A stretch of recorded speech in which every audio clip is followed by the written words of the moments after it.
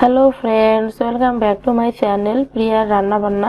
আশা করি আপনারা সবাই ভালো আছেন। তো আজকে আমি আপনাদের সাথে লেয়ার মুরগির ঝোলের রেসিপি শেয়ার করব। আশা করি আপনাদের ভালো লাগবে। প্লিজ পুরো ভিডিওটি দেখবেন।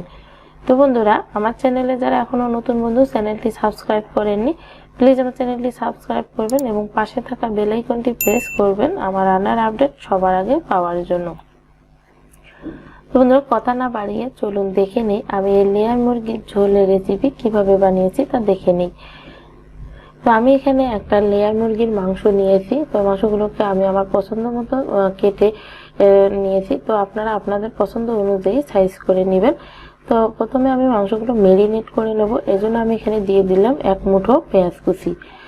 তো আমি এখানে রিং করে কেটে নিয়েছি পেঁয়াজগুলো। এখন দিয়ে দিলাম 2 টেবিল চামচ পরিমাণে আদা বাটা, আর এখানে 3 টেবিল চামচ পরিমাণে রসুন বাটা। এখানে আদা রসুনের পরিমাণটা একটু বেশি দিতে হবে। আর দিয়ে দিচ্ছি 4 থেকে 5 টেবিল চামচ তেল। আর এখানে দিয়ে দিলাম শুকনো মরিচের গুঁড়া। তো আমি এখানে 2 চামচ শুকনো মরিচের গুঁড়া দিয়েছি। তবে আপনারা আপনাদের ঝাল যেরকম পছন্দ করেন সেই অনুযায়ী মরিচের গুঁড়া দিয়ে দিবেন। আর দিয়ে দিলাম 2 চামচের মতো জিরার গুঁড়া। আর এখন দিয়ে দিচ্ছি 1 চামচ পরিমাণে ধনিয়ার গুঁড়া। তো বন্ধুরা, এখন দিয়ে দিলাম পরিমাণ মতো হলুদের গুঁড়া। এখন দিয়ে দেব পরিমাণ মতো লবণ। তো লবণ দেওয়ার পরে এখন সবকিছু আমি ভালো করে মেখে নেব। তো আমি হাত দিয়ে মেরিনেট করে নিচ্ছি। তবে আপনাদের হাতে যদি সময় থাকে তাহলে মেরিনেট করে 2 ঘন্টা পর্যন্ত নর্মাল ফ্রিজে রাখতে পারেন। তো বন্ধুরা, আমি সবকিছু ভালো করে মেখে নিয়েছি।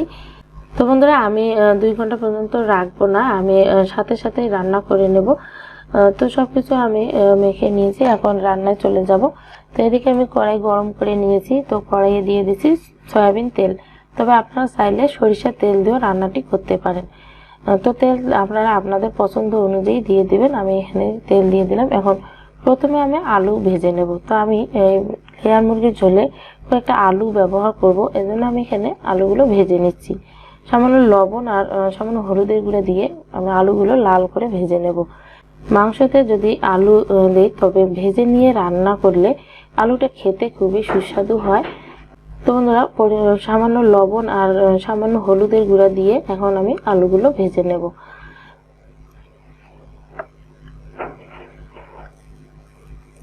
তো আলুগুলো আমি এরকম লাল করে ভেজে নিয়েছি। তো পুরোপুরি কিন্তু আলুগুলো এখনো সিদ্ধ হয়নি, মাঝখানে একটু মানে কাঁচায় রয়ে গেছে। তবে আপনারা চাইলে একবারে পুরো সিদ্ধ করে ভেজে তারপরে নামিয়ে নিতে পারেন। তো বন্ধুরা, আলুগুলো এখন আমি নামিয়ে রেখে দিলাম। এখন এই তেলে ফোড়ন দিয়ে দিচ্ছি 2টো তেজপাতা আর গোটা গরম মশলা দিয়ে একটু নেড়ে ছেড়ে আমি পেঁয়াজ কুচি দিয়ে দিলাম। তো পেঁয়াজ একটু লাল লাল করে ভেজে নেব। নিয়ে এখন দিয়ে দেবো আদা বাটা, রসুন বাটা দিয়ে আদা রসুন ভালো করে ভেজে নেব যতক্ষণ না আদা রসুনের কাঁচা গন্ধ চলে যায় সেই পর্যন্ত। তো বন্ধুরা, আদা রসুন সবকিছু আমি ভালো করে ভেজে নিয়েছি। এখন মেরিনেট করা মাংসগুলো দিয়ে দিলাম। তো বন্ধুরা, এখন একটু মাংসগুলো নেড়ে ছেড়ে দেব। আর যে প্লেটে আমি মাংসগুলো মেরিনেট করেছিলাম সেই প্লেটটা ধুয়ে সামান্য একটু জল দিয়ে দিলাম। তো জল দিয়ে আবার একটু মাংসগুলো নেড়ে ছেড়ে দিয়ে 2 মিনিটের মতো ঢেকে দেব। তো বন্ধুরা, ঠিক এভাবেই আমি প্রথমে 3 থেকে 4 বার মাংসগুলো ঢেকে দেব আর একটু পর পর ঢাকনা তুলেই মাংসগুলো কষিয়ে নেব। তো 2 মিনিট পরে দেখতে পাচ্ছেন যে মাংস দিয়ে কিন্তু জল বেরোতে শুরু করেছে। আর এখন একটু আবার নেড়ে চেড়ে আমি মাংসগুলো 5 মিনিটের জন্য ঢেকে দেব। তবে চুলার আঁচ আমি মিডিয়াম রেখেছি। তো বন্ধুরা, 5 মিনিট পরে ঢাকনা তুলে দেখতে পাচ্ছেন যে মাংস দিয়ে কিন্তু অনেকটাই জল বেরিয়েছে। তো প্রথমে আমি এই জলেই মাংসগুলো কষিয়ে নেব। তো আবারও আমি ঢেকে দেব 5 মিনিটের জন্য।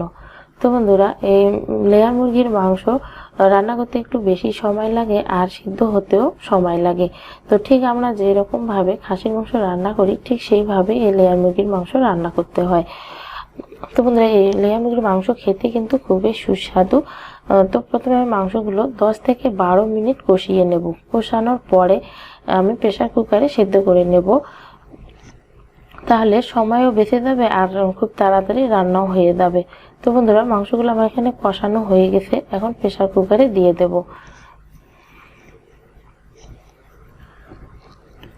তো এদিকে আমি প্রেসার কুকার চুলার উপরে বসিয়ে নিয়েছি। তো প্রেসারে এখন কষানো মাংসগুলো দিয়ে দেব। তবে আপনারা চাইলে আগে মাংস সিদ্ধ করে নিয়ে তারপরে মশলার সাথে কষিয়ে ঝোলের জন্য জল দিয়ে দিতে পারেন। তো বন্ধুরা এখন প্রেসার কুকারে আমি মাংসগুলো দিয়ে দিচ্ছি। দিয়ে এখানে আমি গরম জল ব্যবহার করব। এই কষানো মাংস দেওয়ার পরে কড়াইটা ধুয়ে আমি জল দিয়ে দেব। যে কোনো মাংস রান্নার ক্ষেত্রে গরম জল ব্যবহার করলে এর স্বাদটা ঠিক থাকে। তো আপনারা আপনাদের পছন্দ অনুযায়ী ঝোলের জন্য জল দিয়ে দেবেন। তবে বেশি পাতলা ঝোল লেয়ার মুরগির মাংসতে খেতে ভালো লাগে না, একটু মাখা মাখা ঝোল হলে ভালো লাগে। যে কোনো মুরগির মাংসই মাখা মাখা ঝোল খেতে ভালো লাগে। তো বন্ধুরা আমি আরও এখানে জল দিয়ে দেব। তবে অনেকে অনেক রকম ভাবে লেয়ার মুরগির মাংস রান্না করে থাকে।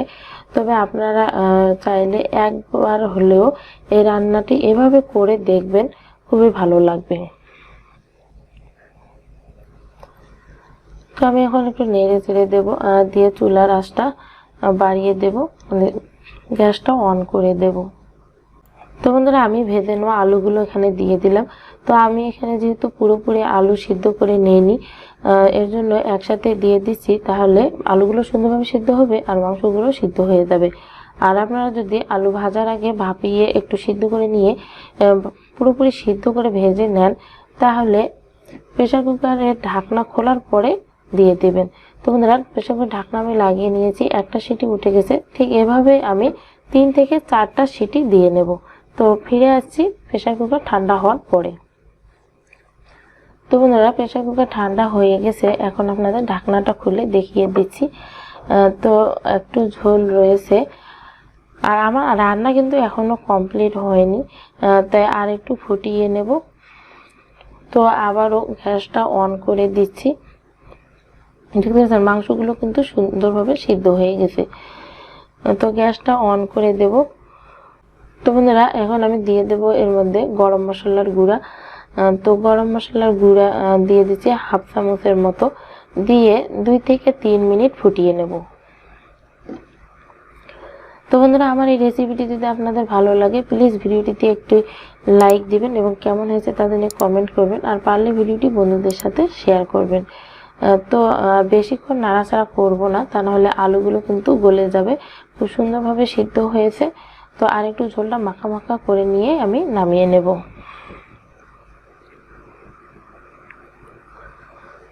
তো বন্ধুরা তৈরি হয়ে গেল আমার এখানে লেয়ার মুরগি মাংসের ঝোল। তো আজকে আর বেশি কথা না, আবারও দেখা হবে নতুন কোনো রেসিপি নিয়ে। সেই পর্যন্ত ভালো থাকবেন, সুস্থ থাকবেন। সবাইকে ধন্যবাদ।